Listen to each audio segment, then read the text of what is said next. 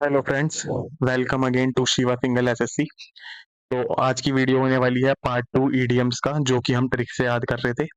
तो पहले मैं ये बताना चाहूंगा कि देखो, कितनी भी वोकैब हो, कोई भी वोकैब हो, जैसे वन वर्ड है, उनके कोई निमोनिक्स नहीं बनते, उन्हें हमें पढ़ पढ़ के याद करनी पड़ती है। ईडीएम्स हैं, हम थोड़े बहुत निमोनिक्स बना सकते हैं। लाइक 2000 3000 से भी ज्यादा वोकैब होती है, 3000 निमोनिक्स तो ना हम बना सकते ना हम याद कर सकते। तो ये मैं जो निमोनिक्स बना रहा हूँ, ये थोड़े थोड़े किसी किसी बेस पे बना रहा हूँ। जैसे लाइक कोई कोई जो मैंने जिस तरीके से अपने आप याद करा है, मैं नहीं कह रहा कि सारी वोकैब मैंने निमोनिक्स के बेस पे याद करी है। तो वोकैब को याद करने का सबसे ज्यादा तरीका बढ़िया क्या होता है, वो होता है नंबर ऑफ रिपीटेशन। मतलब n+1 का रूल। n+1 का रूल क्या कहता है? n+1 का रूल कहता है कि n माने होता है जितनी बार आप भूल रहे हो, +1 माने होता है उससे एक ज्यादा बार रिवाइज कर लेना। लाइक तुम कितनी भी बार अगर कुछ चीज भूल रहे हो, प्ले गूसबेरी, जैसे यहाँ पे स्क्रीन पे लिखा हुआ है कोई भी इडियम, प्ले गूसबेरी। इसको आपने पढ़ा, एक बार पढ़ लिया, नहीं हुआ याद, दूसरी बार कल फिर देख लिया, तीसरी बार परसों फिर देख लिया, शाम को देख लिया, सोते टाइम एक और बार याद कर लिया। तो 5-6 बार जब आप पढ़ लोगे तो वो चीज आपके माइंड में होने लगेगी। बाकी मैं निमोनिक्स बता देता हूँ। जैसे अब मैं इसका निमोनिक्स एक आपको बता दूंगा तो हमेशा आपको याद शायद रह सकता है कि गूसबेरी का मतलब ऐसे याद करा था हमने, तो वो। बट सारे ना तो निमोनिक्स याद रह सकते, तो इसका सबसे बेस्ट तरीका है बार बार रिपीटेशन से उसको याद करना। तो चलिए फिर शुरू करते हैं बिना किसी देरी के, निमोनिक्स से याद करते हैं। पिछली वीडियो में हमने 50 वर्ड कराए थे, आज की वीडियो में दोबारा मैं आपको 50 वर्ड करवाने वाला हूँ। ये 71 कुछ अप्रोक्स वर्ड है, उसके बाद दूसरी पीडीएफ स्टार्ट हो जाएगी, मतलब दूसरा पेज स्टार्ट हो जाएगा, उसमें फिर 30 करेंगे, तो टोटल आज की वीडियो में 50 करेंगे। चाहूँ तो मैं ज्यादा भी बना सकता हूँ या फिर एक ही वीडियो में कवर करा सकता हूँ, बट उससे ये होगा कि वीडियो तो 2-3 घंटे की बैठ जाएगी, ज्यादा बड़ी वीडियो हो जाएगी और आपको भी बोरियत फील होगी। तो ये वीडियो मैं कोशिश कर रहा हूँ आधे आधे घंटे की बने, ताकि ना आपको बोर फील हो और जल्दी जल्दी हम अपनी कवर कर सकें वो कैब वगैरह। ठीक है, तो चलिए फिर शुरू करते हैं। तो पहला ईडीएम क्या कह रहा है? टू बाइट वंस थम। टू बाइट वन थम्स माने क्या होता है? ये हमने कल भी याद करा था कि हमने अपने थंब पर कब बाइट करा था। तो थंब पे बाइट करा है हमने, किस वजह से करा है? कि किसी की हमने इंसल्ट कर दी थी। तो मैंने कहा था ना कि रिग्रेट होता है तो हम थंब पे बाइट कर लेते हैं। तो रिग्रेट को नहीं याद करेंगे हम, इसको करेंगे कि हमने इंसल्ट करना। तो टू बाइट वन थंब कब करा था? थंब पे बाइट इंसल्ट करके करा था। तो बाइट करना अपने थंब पे मतलब इंसल्ट करिए किसी की और अब अपने थंब पे बाइट कर रहे हैं, तो ऐसे याद करेंगे ये वाले को। ठीक है फ्रेंड्स, चलिए फिर नेक्स्ट पे चलते हैं। क्या कह रहा है नेक्स्ट ईडियम? नेक्स्ट कह रहा है प्ले गूसबेरी। प्ले गूसबेरी का मतलब क्या होता है, अभी ऐसे याद करेंगे। इसका पहले मीनिंग देख लेते हैं क्या कह रहा है। Be an unwanted third person. Be an unwanted third person और with person with a courting couple. इसका मतलब होता है कोई कपल है उसके बीच में आप तीसरा बन के जा रहे हो, मतलब कि क्या कर रहे हो, दखल अंदाजी कर रहे हो, अपनी टांग दे रहे हो। कहते नहीं है कि तू क्यों बीच में टांग दे रहा है, तो ऐसी प्रेम युगल के बीच में अनचाहा तीसरा व्यक्ति बनना। तो प्ले गूसबेरी को कैसे याद करेंगे? प्ले कर रहे हो तुम, घुस घुस के बैर कर रहे हो, घुस घुस के बैर करना। गूसबेरी माने क्या होता है? घुस घुस के बैर करना, ऐसे कर लेंगे। तो घुस घुस के बैर करना मतलब क्या होता है? तुम थर्ड पर्सन बन रहे हो, तो इसको हम ऐसे याद कर लेंगे। फिर चलते हैं, तीसरा क्या कह रहा है? कट मी डेड। मतलब कि 53 वाला इडियम क्या कह रहा है? कट मी डेड। तो कैसे याद करेंगे? उसने मुझे ऐसे कट करा जैसे कि मैं डेड हो चुका हूं। तो मतलब इग्नोर कर दिया जानबूझकर, उनने जानबूझकर नजरअंदाज करना, अनदेखा करना। तो ऐसे याद करेंगे, कट मी डेड माने क्या होता है? Ignore me deliberately. कि मतलब उसने मुझे ऐसे कट करा जैसे मैं डेड हो चुका हूं, मतलब उनने मुझे जानबूझकर इग्नोर कर दिया। तो ऐसे याद कर सकते हैं। Break one's duck. अब ब्रेक वंस डक को कैसे याद करेंगे? आप कोई गुल्लक खरीद के लाए थे, तो वो गुल्लक कैसी थी? पहले सिंपल थी, तो उसमें तुम्हें सक्सेस नहीं मिली। उसके बाद तुम एक डक वाली गुल्लक लगाई, सक्सेस कैसे नहीं मिली? कि उस गुल्लक में पैसा ही नहीं जोड़ पाए तुम। जो प्लेन गुल्लक थी उसमें तुम्हारा मन ही नहीं करा। अब ये डक वाली गुल्लक थी तो तुम्हें अट्रैक्टिव सी लगने लगी, तो रोज इसमें पैसे जोड़ते थे। तो जैसे ही तुमने उसको ब्रेक करा, ब्रेक करी अपनी खुद की गुल्लक को, ब्रेक करा डक को, तो achieve a first success after previous failure. की जो पहले वाली गुल्लक लाए थे वो सिंपल थी, अब वाली जो थी वो कैसी थी? अट्रैक्टिव सी लग रही थी। तो प्ले वन स्टक माने अचीव ए फर्स्ट सक्सेस। इसके अलावा जैसे अगला मैं कहना चाह रहा हूँ कि अगर जैसे आपको कोई और लगता है कि और अच्छा भी हम निमोनिक्स बना सकते हैं, तो आप कमेंट करके औरों की भी हेल्प कर सकते हो कि इसका भाई ये वाला भी ईडीएम हो सके, इस ईडीएम का ये वाला भी निमोनिक्स हो सकता है। तो वो चीज आप मुझे बता सकते हो। मतलब मैं कोई ऐसा तो है नहीं कि बहुत ज्यादा अच्छे बना रहा हूँ निमोनिक्स, क्या पता मेरे आपके जो निमोनिक्स हो वो मेरे से भी ज्यादा अच्छे हो। तो ये चीज आप बता सकते हो। तो चलिए फिर नेक्स्ट पे चलते हैं। Know which way the wind blow. इसको कैसे करेंगे? Know which way the wind blow sense how events और opinion are tending before acting. कि मतलब क्या होता है? हालात या रुझान समझने की चीज की दिशा में जाना। कि हालात या रुझान को, जो भी हालात होने वाले हैं उसको आप पहले ही समझ पा रहे हो। तो इजी है no which way the wind blow, कि तुम्हें पता है हवा किस डायरेक्शन में होगी, मतलब तुम पे ऐसी सेंस है कि तुम पहले से इवेंट्स का पता लगा पा रहे हो। तो इजी है वाला याद करना। चलिए नेक्स्ट पे चलते हैं। नेक्स्ट कह रहा है go for a song. Go for a song को कैसे याद करेंगे, इसको भी इजी है याद करना। इसको हम ऐसे याद करेंगे कि कोई सिंगर का सॉन्ग था, हमें उसके टिकट मिल चुके हैं, तो हमें उसके सॉन्ग में जाना है, तो हमने क्या करा, अपनी शॉप का सामान जल्दी जल्दी सस्ते रेटों में बेच दिया। तो सोल्ड वेरी चीपली, क्यों करा हमने सोल्ड वेरी चीपली, क्योंकि हमें सॉन्ग में जाना था। तो go for a song sold very cheaply. तो तुम्हें याद आ जाएगा, कभी भी देखेगा गो फॉर ए सॉन्ग, तुम्हें सबसे पहले याद आएगा हाँ पड़ा पड़ा सा तो लग रहा है, फिर इसमें क्या था, अरे हाँ हमें सॉन्ग के टिकट मिले थे तो हमें जाना था, तो हमने अपना सामान बहुत सस्ते रेटों में बेच दिया था। तो उस तरीके से याद कर सकते हैं। ये फिर नेक्स्ट पे चलते हैं हम, नेक्स्ट वाला क्या कह रहा है। नॉट टू मीन्स मैटर, इसको हम कैसे याद करेंगे, नॉट टू मीन्स मैटर, इसका मतलब होता है स्पीक करना विदाउट हेजिटेशन और यूफेनिज्म, मतलब बिना घबराहट के तुम कुछ भी चीज बोल रहे हो तो नॉट टू मीन्स मैटर। इसको ऐसे याद करेंगे, नॉट टू मिनी मिनी चीज मैटर, मतलब हमारे लिए कोई मिनी मिनी चीजें मैटर नहीं करती हैं। तो मिनी मिनी चीज कब मैटर नहीं करते हमारे लिए, भाई कुछ चीज छोटी छोटी बातें मैटर नहीं करती, हम जो भी बात होती है खुल के बोल देते हैं, हम खुल के स्पीकली बोल देते हैं। तो नॉट टू मीन्स मैटर को कैसे याद करेंगे, स्पीक विदाउट हेजिटेशन और यूफेमिज्म। अब क्या करेंगे, नेक्स्ट क्या कह रहा है, throw one's cap over the windmill. और इससे मतलब होता है एक्ट रेकलेसली, मतलब तुमने बिना किसी केयरलेसली एक्ट कर दिया, इग्नोर कर दिया उसके कॉन्सिक्वेंस, मतलब उसके परिणाम को देखा नहीं और तुमने क्या करा, एक्ट कर दिया।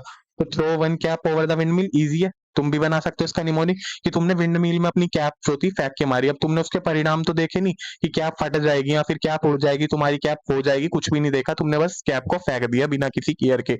रेकलेस माने होता है केयरलेस पे, तो केयरलेसली तुमने क्या करा, कैप को फेंक दिया, तो इजी है याद करना। रेड हेयरिंग, रेड हेयरिंग को कैसे याद करोगे, रेड हेयरिंग माने होता है false clue meant to mislead, एक मिनट से हटा देता हूँ सारा। रेड हेयरिंग माने क्या होता है, ये false clue meant to mislead, मतलब कि एक फॉल्स क्लू मिलना। तो रेड हेयरिंग को कैसे याद करेंगे, कि हमें रेड हेयर लग रहे थे, जहां भी हम गए पूरी भीड़ में सबके रेड हेयर लग रहे थे। अब सबके रेड हेयर तो हो नहीं सकते, तो हमारे को क्या कर रहा है, एक फॉल्स क्लू मिल रहा है, मतलब कि ये फॉल्स क्लू है, ऐसा हो नहीं सकता कि सबके ही बाल लाल हो। तो ऐसे याद कर सकते हैं। एट सी, एट सी माने क्या होता है, अब एट सी क्या है, इसको हमने जीके के एग्जांपल से याद करेंगे। कैसे, जीके क्या होता है, जीके को कहते नहीं है समुद्र है, समुद्र में से कितनी भी बाल्टी ले लो तब भी तुम कंफ्यूज ही रहोगे जीके को लेके। तो एट सी हो जाना मतलब कंफ्यूज हो जाना, परप्लेक्स हो जाना, चिंता में आ जाना, तुम्हारे को कुछ समझ ना आना। तो एट सी हो जाना मतलब क्या होता है, फीलिंग कंफ्यूज, उलझन में होना। तो समुद्र जैसा तुम्हारा सिलेबस है तो तुम उसमें उलझ गए हो, तो ऐसे याद कर देंगे। कट द गार्डियन नोट, अगला क्या, कट द गार्डियन नोट, इसको कैसे याद करेंगे, नोट कोई कब भेजता है, जैसे तुम्हें कोई नोट में वार्निंग भेज रहा हो तो नोट भेजता है, तो तुम्हारे गार्डियन ने तुम्हें नोट भेजा था, तो इसका मतलब होता है सॉल्व करना एक कॉम्प्लेक्स प्रॉब्लम को डिसाइसिवली। तो तुमने क्या करा, गार्डियन ने तुम्हारे नोट भेजा, तुमने उसे फाड़ दिया बिना कुछ पढ़े। तो कोई प्रॉब्लम आ रही थी तुम्हारे पास, कोई चेतावनी आ रही थी, तुमने पहली फाड़ के ना चेतावनी सुनी ना कुछ, तुमने सॉल्व कर ली उस कॉम्प्लेक्स सिचुएशन को। तो ऐसे याद करा, तुमने गार्डियन का भेजा हुआ नोट कट कर दिया। समझ आ रहे हैं मेरे समझाए हुए, आई होप समझ आ रहे होंगे, कुछ गलती हो गई हो तो माफी चाहूंगा उसके लिए।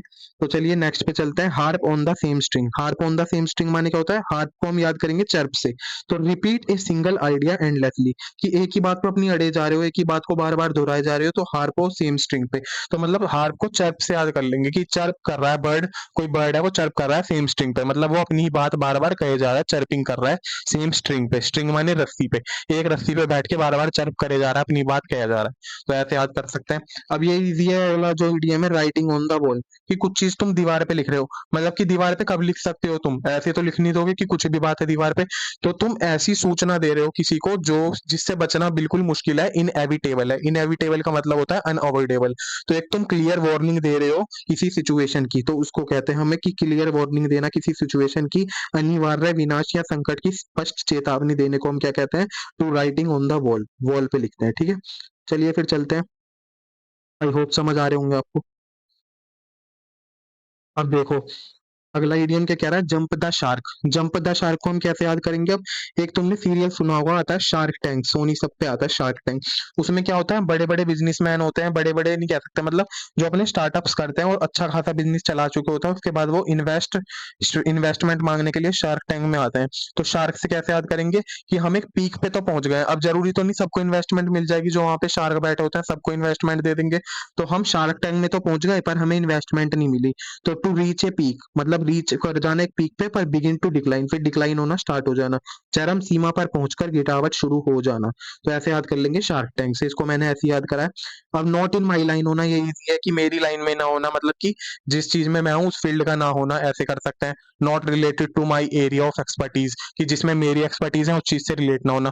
लाइक तुम्हारा कोई रिलेटिव है, वो तुमसे बायो के क्वेश्चन करने लगा है, तुमसे फिजिक्स के क्वेश्चन करने लगा है, अब तुम ठहरे कॉमर्स स्टूडेंट, तो तुमने कह दिया भाई bro it is not in my line, कि ये मेरी लाइन का सवाल नहीं है। तो ऐसे याद कर सकते हैं, not in my line, not related to my area of expertise. चलिए फिर नेक्स्ट पे चलते हैं। अब क्या कह रहा है, किकिंग अप रो। अब इसको कैसे याद करेंगे, इसका मतलब होता है तुमने रिएक्ट करा है एग्रेसिवली इन ए सोशल सेटिंग में, मतलब एग्रेसिवली रिएक्ट कर देना, जोरदार हंगामा खड़ा करना। ये क्या होगा जोरदार हंगामा, तुमने जब रो पे लात मारी, मतलब एक प्रेयर चल रही थी ग्राउंड में तुम्हारे स्कूल के, और तुमने क्या करा, पीछे से अपने एक दोस्त को लात मार दी और पूरी रो हिल गई उससे, तो क्या हो जाएगा, तुमने रिएक्ट करा एग्रेसिवली जिसकी वजह से हंगामा खड़ा हो गया। तो ऐसे याद कर सकते हैं। उसके बाद क्या रहा है, sitting on the fence remaining undecided.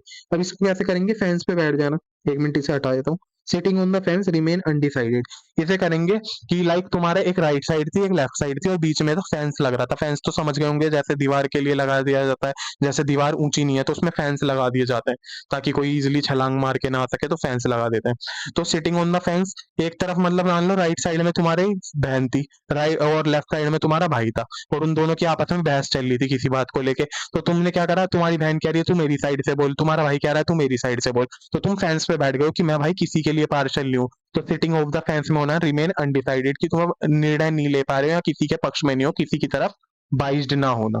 तो उस चीज को कहते हैं sitting on the fence. Easy है, इसको याद कर लेंगे। मैंने भी ऐसे ही करा था कि फेंस पे ही बैठ जाओ, ना भाई मैं तेरी तरफ हूँ ना भाई मैं तेरी तरफ हूँ। तो ऐसे मेक ए क्लीन ब्रेस्ट माने साफ दिल के होना, ये तो पढ़ के ही पता चल रहा है। क्लीन ब्रेस्ट होना मतलब साफ दिल के हो जाना।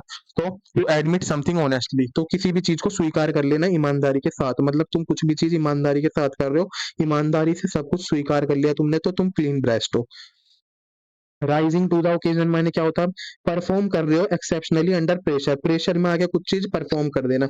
अब इसको हम कैसे याद करेंगे कि तुम्हारा मेंस का एग्जाम आने वाला था और तुम क्या कर रहे हो, ओकेजन में जा रहे हो। राइज मतलब उसमें राइजिंग की कर लेंगे अटेंड, अटेंड होना, राइजिंग को अटेंड से रिलेट करके, तो तुम अटेंड हो रहे हो किसी ओकेजन में। तो तुम क्या कर रहे हो, तुम्हारा मन नहीं था, तुम्हें पता है मेंस का एग्जाम है, तुम पर पेरेंट्स के प्रेशर में आके, तुम्हारे पेरेंट्स ने कहा या फिर तुम्हारे रिलेटिव ने जिसका फंक्शन है, जिसका ओकेजन, ने कहा भाई आना है देख तेरे को, नहीं आया तो मैं भी किसी फंक्शन में नहीं आऊंगा तेरे। तो तुम जबरदस्ती या जान पूछ के प्रेशर में आके उसके ओकेजन में जा रहे हो, तो परफॉर्म करना एक्सेप्शनली अंडर प्रेशर। ऐसे याद कर सकते हैं। चलिए नेक्स्ट पे चलते हैं। अच्छा ये दो ही हैं बस, उसके बाद फिर नई वाली जो पेज है वो स्टार्ट हो जाएगा। तो चलिए देखते हैं इसमें क्या कह रहा है। इसके बाद इन द बर्ड हो जाना। इसको मैंने कैसे याद करा था, in the bird in the early और डेवलपिंग स्टेज में होना। इन द बर्ड को मैंने ऐसे याद करा था, बर्ड को निप से रिलेट कर लिया था, निप जो होती है पैन की। तो पैन की निप क्या होती है, बिल्कुल स्टार्टिंग में होती है ना, फिर उसके बाद पूरा पैन आता है, सबसे पहले निप आती है। तो इन द अर्ली और डेवलपिंग स्टेज में हो जाना। To send to Coventry, to send to Coventry माने होता है to subject someone deliberate social ostracism. इसको मैंने करा था कि कोविड के टाइम पे एंट्री देना को जो है सेंड करना, मतलब कि तुम सेंड कर रहे हो किसी लोग को, भेज रहे हो कोविड के टाइम पे एंट्री के लिए, तो वो क्या करेगा, बातचीत करना बंद कर देगा कि भाई मेरे से बात मत कर, इस टाइम कोविड चल रहा है। तो to subject someone to deliberate social ostracism, इसका मतलब इंग्लिश में इतना अच्छा खासा मीनिंग नहीं लिखा जो याद कर सके, बट इसका मतलब ये होता है बातचीत बंद कर देना, उससे अवॉइड करना। तो टू सेंड टू कोवेंट्री, वैसे मैंने कभी एग्जाम में मतलब देखा नहीं, इस बार पूछ लिया होगा, एडेक्विटी है इसमें। बाकी ये मैंने पढ़ा भी नहीं था, इसकी अभी अभी मैंने निमोनिक्स बनाया सोच के। तो कोविड में एंट्री से याद कर लेंगे, तो कोई कोविड में एंट्री कर रहा है तो हम क्या करेंगे, बातचीत बंद कर देंगे उससे। तो उस तरीके से इसको याद कर लेंगे। चलो फिर चलते हैं नेक्स्ट पे। अब ये नया पेज स्टार्ट हो गया है, इसके हम 30 करेंगे क्योंकि 20 वहां कर लिया अप्रोक्स, उसके बाद 30 यहाँ पे कर लेंगे। तो चलिए फिर शुरू करते हैं। एक मिनट वेट फ्रेंड्स, शुरू करते हैं। क्या कह रहा है first TDM, first with one's own petard, be hurt by one's own scheme, fall victim on one's own plan. अपने ही चाल में फंस जाना, इसका मतलब होता है होइस्ट वन ऑन पैटर्ड का। लाइक तुमने सुना होगा एक मुहावरा है कि अपने गड्ढे में खुद गिर गया, अपने के बनाए गड्ढे में खुद गिर जाना। तो वही चीज होती है, तुमने कोई स्कीम प्लान करी थी और उसमें तुम खुद ही फंस गए हो, तो fall victim to one's own plan. इसको कैसे याद करेंगे, हमारा पैट शो चल रहा था, कोई पैट शो था हमारे एरिया में, तो हम अपने पैट को लेके गए वहां पे और होस्ट भी हमने खुद करा। तो हमने, हमारे पैट ने क्या करा, हमारी बेइज्जती करा दी। तो हम तो अपने पैट को लेके होस्ट करने निकले, तो उसने हमारी बेइज्जती करा दी, उसने वहां पे परफॉर्म नहीं करा अच्छे से। तो क्या करा, हमारी बेइज्जती करा दी, मतलब हमारी बनाई हुई स्कीम ही फेल हो गई, हम उसमें खुद ही फंस गए। तो ऐसे हो सकता है। इसका और कोई ज्यादा बढ़िया मुझे लगा नहीं, बाकी आपके माइंड में आए तो जरूर कमेंट में बताना। जिससे मैं भी याद कर सकूं और बाकी लोगों की भी हेल्प हो सके। तो चलिए फिर नेक्स्ट पे चलते हैं। A thorn in the flesh. A thorn in the flesh को कैसे याद करेंगे अब हम? ए कांस्टेंट सोर्स और इरिटेशन, मतलब ए कांस्टेंट सोर्स और इरिटेशन, लगातार परेशानियां तकलीफ हो रही है। तो इसको कैसे याद करेंगे कि हम अपने फोन में जब जब फ्लैश लाइट जला रहे थे तो बार बार उसमें हॉर्न सा बज रहा था, हॉर्न साउंड हो रहा था। तो फ्लैश जैसे ही जला रहे हैं हॉर्न आ रहा है, फ्लैश जला रहे हैं हॉर्न आ रहा है, फोन को हॉर्न से कर लेंगे। तो क्यों क्या हो रहा है, ये बार बार हमें इरिटेशन हो रही है, कांस्टेंट क्या हो रहा है, सोर्स ऑफ इरिटेशन। ठीक है, चलिए नेक्स्ट पे चलते हैं। To flog a dead horse. अब ये इतना इजी इडियम है। To flog a dead horse मतलब क्या होता है? Waste time on lost cause, कि मतलब तुम अपना समय बर्बाद कर रहे हो किसी ऐसी चीज पे जो कि तुम्हें पता है इसका मतलब यूजलेस है बिल्कुल पूरी तरीके से। तो इसको ऐसे याद करेंगे कि वो कोई तुम्हारे सामने डेड हॉर्स पड़ा हुआ है और तुम उसे फ्लैग दिखा रहे हो। जब भाई वो डेड है तो वो रिस्पॉन्स ही नहीं करेगा, तो फ्लैग दिखाने को कोई फायदा ही नहीं है। तो इसे ऐसे। बाकी एक और तरीका है इनको याद करने का, ईडियम्स को। क्या तरीका है वो? तुम अपनी रियल लाइफ में ही चलते फिरते अपने दोस्त वगैरह, जैसे तुम्हारा कोई दोस्त है तुम्हें दिखा वो टाइम पास कर रहा है या फिर वो अपना टाइम वेस्ट कर रहा है, तो तुम उससे कह सकते हो, bro why are you flog a dead horse, कि मतलब तुम अपना टाइम यहाँ वेस्ट। तो मतलब मैं कहना चाह रहा हूँ कि तुम अपनी रियल लाइफ में ईडियम को यूज करोगे ना तो और ज्यादा इजीली याद होंगे। तुम चलते फिरते 5-6 ईडियम रोज बोल लो, कोई अलग अलग तरह के। तुम्हें कोई सिचुएशन दिखी और तुम्हें लग रहा है ईडियम यहाँ पे रिलेट हो रहा है, तो उन चीजों को यूज करो। जैसे एक होता है कि वैन पिग्स फ्लाई, मतलब इम्पॉसिबल टास्क करना, तो उस चीज को। या फिर तुम कर सकते हो बाय हुक और बाय क्रूक, ये ईडियम होता है। इसका क्या मतलब होता है कि किसी ने भी कठिन परिस्थिति में तुम मतलब डट के खड़े रहना, या फिर नहीं सॉरी, इसका मतलब ये होता है कि तुम मतलब किसी भी चीज को पाने के लिए किसी भी हद तक गिर सकते हो, मतलब कुछ भी कर सकते हो उसके लिए। तो भाई मैं इस जॉब को पाऊंगा बाय हुक और बाय क्रूक, मतलब कि अच्छे मीनिंग, अच्छे तरीके से या बुरे तरीके से मुझे नहीं पता, बट मेरे को इस चीज को पाना है, तो उसको कहते हैं। तो मतलब मैं ये कहना चाह रहा हूँ कि तुम अपनी रियल लाइफ में उन चीजों को जब यूज करोगे ना तो तुम्हें खुद इजी लगने लगेंगे और इडियम बार बार रिपीट भी होने लगेंगे। तो वही तरीका है वो कैप को, सबसे ज्यादा बढ़िया तरीका है कि नंबर ऑफ रिपीटेशन अपने बढ़ाओ। जितनी बार बोलते हो उससे एक ज्यादा बार रिवाइज करो। चलिए फिर अगले पे चलते हैं, pound of flash. Pound of flash को अब हम कैसे याद करेंगे? पाउंड ऑफ फ्लैश को याद करने के लिए हम करते हैं ए हार्श डिमांड फॉर राउटफुल पेमेंट। किसी भी सख्त और निर्दयपूर्ण अपना हक मांगना, मतलब अपना हक मांग रहे हो तुम सख्त तरीके से या कैसे भी। तो पाउंड ऑफ फ्लैश, इसको हम याद करेंगे। फ्लैश किसे कहते हैं? मांस को। तो तुमने किसी को मांस बेचा है, मतलब मांस तो समझ गए हो ना, क्या नॉन वेज चीज, मांस हो जाना, फ्लैश हो जाना। फ्लैश कहते हैं ना मांस को। तो तुमने बेचा है, अब तुम उससे पाउंड मांग रहे हो कि भाई पेमेंट तो कर दे, मैंने तुझे मांस बेचा था। मतलब कि यार ये सब चीजें तो मैं मतलब नॉन वेज नहीं हूँ, तो उस चीज के अगेंस्ट हूँ। पर ये है कि याद करने के लिए हम कैसे भी निमोनिक्स बना सकते हैं। तो फ्लैश बेका था, तो उसको हम क्या कर रहे हैं? पाउंड ऑफ फ्लैश, कि भाई मेरे पाउंड लौटा। पाउंड मतलब पैसे की, तुम्हें पता है टर्म होती है पाउंड। तो हम ये क्या कर रहे हैं? पाउंड, भाई मेरे पाउंड दे वापिस, मतलब हक मांग रहे हो, अपनी पेमेंट मांग रहे हो कि भाई मैंने फ्लैश बेका था तो मुझे पेमेंट दे। अब चलिए नेक्स्ट पे चलते हैं। Leave one in the lurch. Leave one in the lurch को कैसे याद करेंगे? इसे हटा देता हूँ, ये कहाँ से आई? तो leave one in the lurch, leave one in the lurch को ऐसे याद करेंगे हम कि तुम्हारा फ्रेंड था, वो आज लंच नहीं लाया था और उसे बहुत ज्यादा भूख लग रही थी, तो उसने तुमसे स्कूल में कह दिया भाई यार आज तो मैं लंच नहीं लाया। तो तुमने कहा कोई बात नहीं यार, मेरे लंच में खा लियो, कोई दिक्कत थोड़ी है। और तुमने फिर क्या कर दिया? दोगलापन दिखा दिया उसे। क्या कर दिया? Leave one in the lurch मतलब लंच के टाइम पे तुम उसे छोड़ के चले गए। तो मतलब to abandon someone in difficulty, difficulty के टाइम पे किसी को छोड़ के चले जाना, leave one in the lurch. तो लर्च को हमने लंच से रिलेट कर लिया कि लंच में हम उसे छोड़ के भाग गए। उसे तो पहली भूख लग रही थी, तुम और छोड़ के भाग गए उसे। सही है भाई, सही है। तो भाई मजे से ही पढ़ना चाहिए हमेशा। हंसते खेलते पढ़ो जो भी होगा, वरना बोरिंग बन जाएगी पढ़ाई। Bye fits and start. Bye fits and start को कैसे याद करेंगे? कि बार बार तुम जिम जाके फिट होते हो, फिर तुम स्टार्ट कर देते हो क्या? जंक फूड खाना, फास्ट फूड खाना, मोमोज खाना। तो इसको मैंने ऐसे ही याद करा था, फिट्स एंड स्टार्ट मतलब ब्रेक हो जाना, अस्थिर हो जाना। किसी को भी लेके मतलब तुम पालन नहीं कर रहे हो, डिसिप्लिन में नहीं रह रहे हो, फिट एंड स्टार्ट हो रहे हो, बार बार फिट होते हो, बार बार स्टार्ट कर देते हो। सॉरी। तो ऐसे याद करेंगे। अब क्या करेंगे हम? Run right. इसका कोई बहुत बढ़िया मेरे से निमोनिक्स नहीं बना रन राइट का। अब आप कहोगे निमोनिक्स नहीं बना क्या, पहले से बना के आया क्या? हाँ तो भाई पहले से ही बनाने पड़ते हैं निमोनिक्स। ये डायरेक्ट वीडियो शूट नहीं कर रहा मैं, थोड़ा सोचना पड़ता है कि क्या क्या मैं मतलब समझा सकता हूँ और बेस्ट चीज आपको दे सकता हूँ। तो रन राइट का मतलब होता है एक्ट वाइडली। अब इसको बस एक थोड़ा सा मतलब तुम्हें पता नहीं अच्छा लगेगा भी या नहीं, ऐसे याद करा है मैंने। राइट मतलब रन कर रहे हैं पर हम राइट डायरेक्शन में नहीं कर रहे, क्योंकि देखो राइट की स्पेलिंग ना यहाँ गलत दे रखी है। RIGST होती है, RIOT दे रखी है। तो राइट की स्पेलिंग तो राइट डायरेक्शन नहीं है ना, बस रन करे जा रहे हैं, मतलब एक्ट करे जा रहे हैं वाइडली। तो ऐसे याद कर सकते हैं। अब rest on one's laurel, rest करना वंस लॉरेल पे, इसको कैसे याद करेंगे? Stop putting efforts after past success. इसको हमने ऐसे याद करेंगे कि लॉरियल का हमने पहले भी पढ़ा था कि लॉरियल कंपनी जो थी उनने अपना फेम कमा लिया है। तो ऐसा था ना, कल पढ़ा था लॉरेल करके कोई था ईडियम, मेरे को भी अभी याद नहीं आ रहा, बट सामने आएगा तो मैं उसका मीनिंग बता सकता हूँ क्योंकि हमने उसे निमोनिक से याद कर चुके हैं। तो अब रेस्ट आ गया, इसमें रेस्ट वर्ड पे ध्यान देंगे हम कि अब रेस्ट कर रहे हैं अपने वन लॉरेल पे। तो मतलब क्या कर रहे हैं हम, लॉरियल की कंपनी ने पहले बहुत ज्यादा फेम कमा लिया और अब वो रेस्ट पे आ गई, तो स्टॉप पुटिंग एफर्ट्स, अब वो एफर्ट नहीं लगा रही आप पास्ट सक्सेस कि पास्ट में सक्सेस होने के बाद अब उनने एफर्ट लगाने बंद कर दिए। तो ऐसे करेंगे। उसके बाद चलिए नेक्स्ट पे चलते हैं। हटाओ, ये हटाओ। चलो, wear your hearts on your sleep, wear your hearts on your sleep का मतलब होता है एक्सप्रेस करना इमोशंस को ओपनली।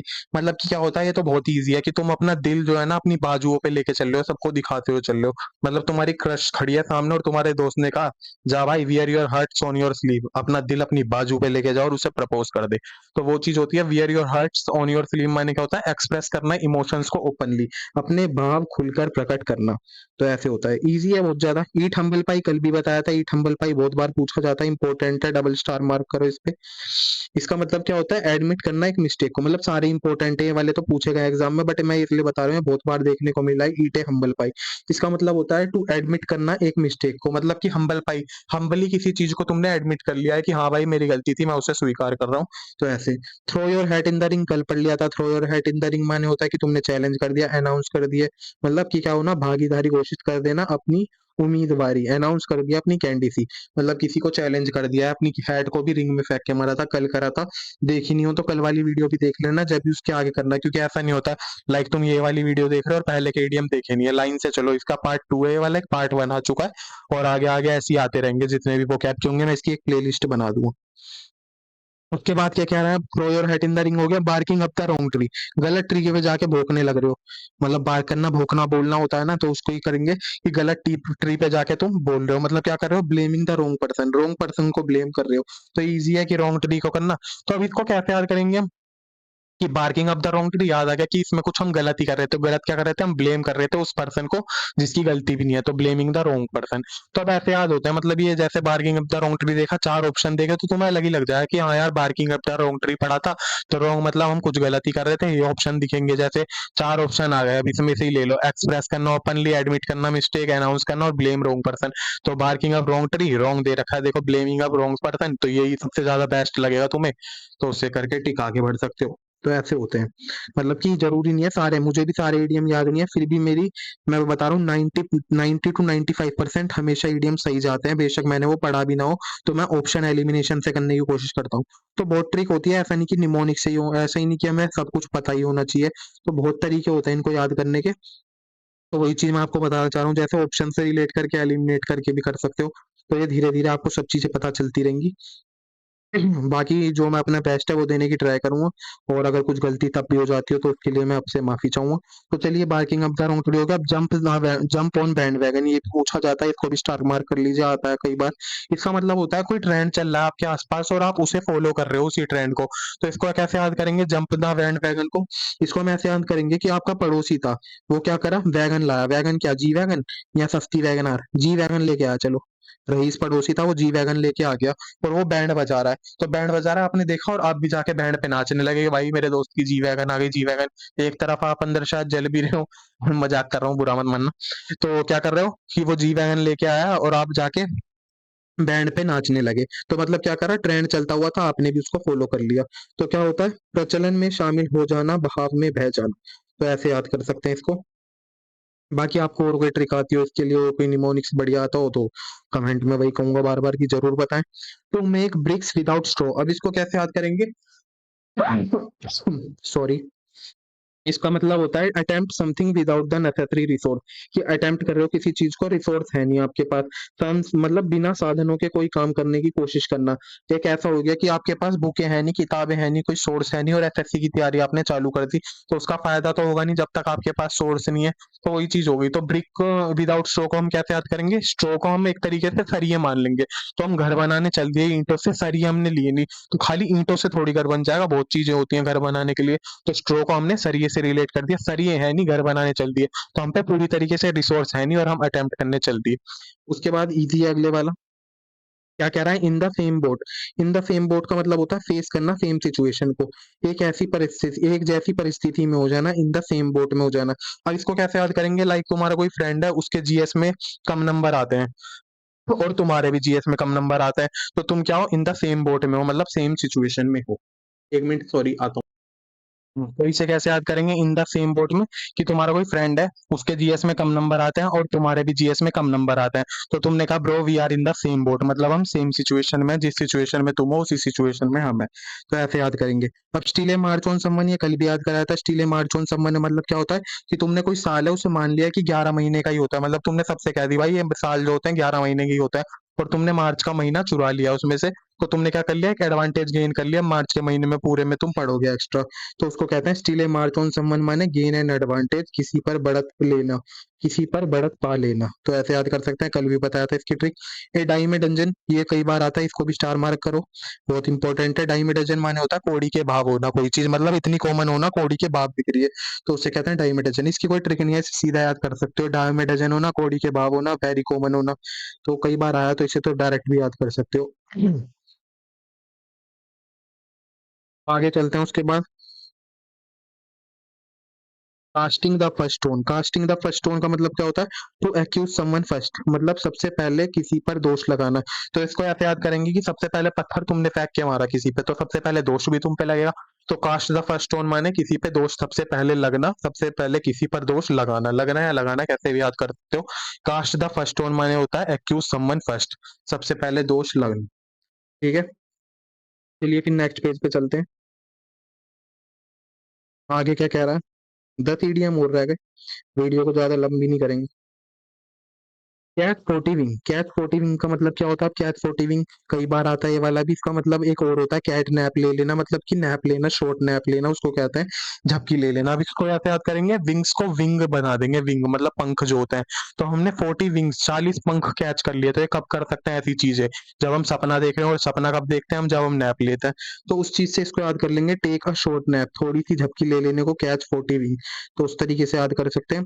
अब क्या कह रहा है, keep the wolf away from the door, keep the wolf away from the door to avoid financial hardship, मतलब कि फाइनेंशियल हार्डशिप से दूर रहना, अवॉइड करना, उस चीज से बचना। तो अभी इसे को कैसे याद करेंगे, कि वोल्फ, वोल्फ जो होती है, शायद भेड़ को कहते हैं वोल्फ, तो उसको हमने अपने दरवाजे से दूर रख रखा है, क्योंकि जब वो जैसी दरवाजे पे आ जाएगी तो वो बहुत सारा नुकसान कर देगी। तो हमने क्या कर रखा है, उसे दूर रख रखा है, उससे पहले ही दरवाजे से, तो मतलब हमने फाइनेंशियल जो भी परिस्थिति है उनको हम अवॉइड कर रहे हैं, उन चीजों से बच रहे हैं। उसके बाद आ जाए ना, bear the lion in his Dan. अब ये तो इतना इजी है, bear the lion in his Dan मतलब तुम करेज दिखा रहे हो, आमना सामना कर रहे हो, कन्फ्रंट कर रहे हो लॉयन के डैन में जाती। तो इसका क्या होता है, शेर के बिल में दाढ़ी काटना, कि शेर के बिल में जाके अपनी दाढ़ी बना रहे हो। तो इजी है कि तुम बहादुरी का काम कर रहे हो, आमना सामना कर रहे हो। तो confront someone boldly in their own territory, किसी के शहर में, किसी की जगह पे जाके, लाइक मैं तेरे को तेरे एरिया में आके मारूंगा, ऐसा सुना होगा। तो वो यही चीज होती है, bear the lion in his Dan, की आमना सामना करना उसके एरिया में जाके, उसकी टेरिटरी में। थ्रो डाउन द गॉन्टलेट, अब ये क्या होता है, throw down the gauntlet, issue करना चैलेंज। अब तुमने जैसे डॉन नंबर वन मूवी देखी होगी, या कोई भी मूवी देखी होगी, उसमें क्या करते हैं, आपस में हीरो और विलन आते हैं और एक गन अपनी आगे आके रख देते हैं, थ्रो डाउन कर देते हैं अपनी गन को। ऐसे याद कर लो, थ्रो डाउन करना, गन मतलब क्या कर रहे हैं वो, चैलेंज को इशू कर रहे हैं, चुनौती दे रहे हैं एक दूसरे को, ले भाई गन तो रख दी, आजा हाथों से भिड़। तो देखा होगा डॉन नंबर वन में भी करते हैं, फिरोज और सूरज होते हैं, तो ऐसे याद कर सकते हैं। अब काउच पटेटो, काउच पटेटो क्या होता है, काउच पटेटो वो होता है जो आलसी व्यक्ति टीवी के आगे पड़ा रहता है, खाता रहता है, पड़ा रहता है, टीवी देखता है, खाता रहता है, तो उसको हम क्या कहते हैं, काउच पटेटो। सोफे या का आलसी व्यक्ति सोफे पे बैठे, तो काउच पटेटो को काउच की जगह पाउच से याद कर लेंगे, पटेटो का पाउच लेके पड़े रहना। तो पटेटो का पाउच लेके, person who spend a lot time sitting and watching TV, कि टीवी देखे जा रहा है, पटेटो खाया जा रहा है, तो ऐसे याद कर सकते हैं। नेक्स्ट क्या कह रहा है, इन डीप वाटर, इन डीप वाटर मतलब तुम बहुत ज्यादा गहरे पानी में चले गए हो, मतलब इन सीरियस ट्रबल में हो तुम, कठिनाई या मुश्किल में हो जाना, डीप वाटर में हो जाना, तो ऐसे याद कर लेंगे, इजी है, इसके लिए कोई ज्यादा तुम्हें वो लगाने की जरूरत नहीं है, एफर्ट्स। चलिए नेक्स्ट पे चलते हैं, तो 30 करना है, 30 तक आ जाते हैं। सॉरी, थोड़ा कफ हो रहा है, माफी चाहूंगा यार इसके लिए अगर कोई डिस्टरबेंस हो रही हो। चलिए, इन डीप वाटर हो चुका। At her winds and, at her weeds and को कैसे याद करेंगे? वीट्स को हम वीट से याद कर लेंगे, गेहूं से याद। तो वीट जो है वो खत्म होने वाले हैं, इसकी वजह से तुम क्या हो, परप्लेक्स हो रहे हो, कंफ्यूज हो रहे हो, परप्लेक्स हो, चिंता में हो। तो परप्लेक्स हो जाना, चिंतित हो जाना। तो एट हर विट्स एंड तो ऐसे याद करोगे, वीट यार खत्म होने वाले हैं, वीट्स जो है वो एंड होने वाले हैं, तो हम क्या कर रहे हैं, हम चिंता कर रहे हैं उस चीज के बारे में, बार बार सोच रहे हैं। तो no which way wind blow ये हम पहले ही करके आ चुके हैं, तो इसको करने की कोई वो मतलब अब आपको आ गया होगा कि हमें पता होना, पहले से ही हम अवेयर है किसी चीज को लेके। तो कि हवा किस डायरेक्शन में आएगी, तो ऐसे याद करा था हमने कि अवेयर हो जाना, पब्लिक ओपिनियन और ट्रेंड को लेके हम पहले से ही अवेयर हैं। ये ब्राउन स्टडी हो जाना मतलब इसका मतलब होता है ब्राउन स्टडी कर रहे हैं हम, किसी को लेके डीप थॉट कर रहे हैं, मतलब बहुत ज्यादा गहरी स्टडी कर रहे हैं उस चीज के बारे में। तो लॉस्ट इन थॉट, थॉट्स में खो जाना, विचारों में खो जाना, या डे ड्रीमिंग करना, दिन में सपने देखना, उस चीज को क्या कहते हैं हम, ब्राउन स्टडी करना। तो ब्राउन स्टडी का मतलब वही होता है स्टडी ऑफ डीप थॉट। जो ब्लैक बुक है उसमें ये दे रखा है study of deep thought. To go through fire and water, तो फायर एंड वाटर मतलब क्या होता है, आग पानी में चले जाना, मतलब कोई भी डिफिकल्टी हो तुम उसको फेस करने के लिए बिल्कुल तैयार हो, हर कठिनाई का सामना करना, उसको क्या कहते हैं, through go, to go through fire and water. आग पानी कहीं भी हो तुम भाई साहब, तुमने कह दिया आज मैं एसएससी में सिलेक्शन लेके रहूंगा, to go through fire and water, में आग पानी कुछ नहीं देखूंगा, तो मतलब तुम हर डिफिकल्टी सिचुएशन को लेके तैयार हो, मतलब उसको फेस करने के लिए पूरी तरीके से तैयार हो। टेल पाउलो ने क्या होता है, to get into a conflict और ट्रबल विद समवन, कि किसी के साथ तुम कॉन्फ्लिक्ट में आ गए हो, ट्रबल में आ गए हो। तो फेल फाउल ऑफ, इसको कैसे याद करेंगे, जैसे कैरम बोर्ड हम खेलते थे, फाउल हो जाता था। अब जिसका फाउल हुआ वो मानता नहीं था, भाई मेरा फाउल नहीं हो, मैं क्यों रखूं 10 की गोटी। तो दूसरा कहता था भाई रखनी पड़ेगी, तेरा फाउल हुआ है। तो हम क्या कर रहे हैं, कॉन्फ्लिक्ट में आ गए हैं, फाउल को लेके कॉन्फ्लिक्ट में आ जाना। तो to get into a conflict और trouble with someone. Let sleeping dog lie, इसको हम कैसे याद करते हैं, avoid bringing up past conflict. अब ये लाई वर्ड छोड़ देते हैं क्योंकि ये झूठ कह रहा है, लेट स्लीपिंग डॉग्स तक रखते हैं कि भाई जो कुत्ते हैं उन्हें सोन दो, कुत्ते जो है सोन दो, क्यों, क्योंकि अगर जग गए तो काट लेंगे।